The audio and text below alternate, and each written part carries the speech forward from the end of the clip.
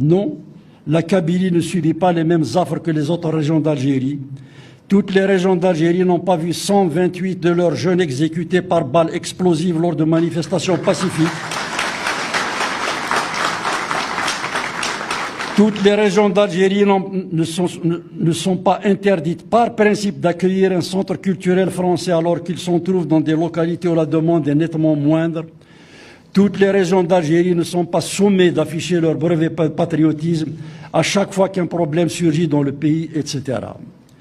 Nier la singularité kabyle, c'est refuser à l'Algérie de se connaître et de se construire dans sa pluralité.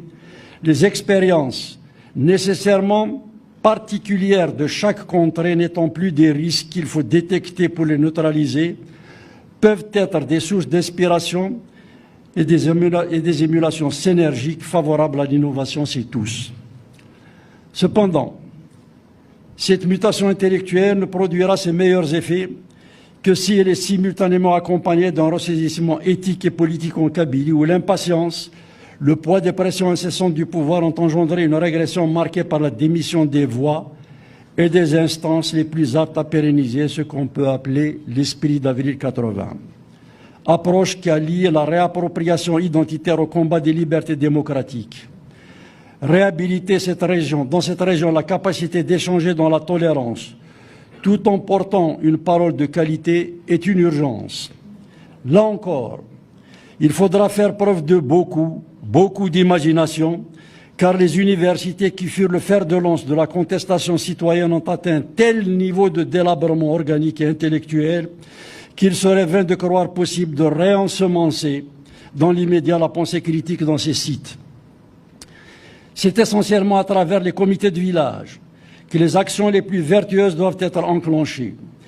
Des initiatives citoyennes y sont déjà prises.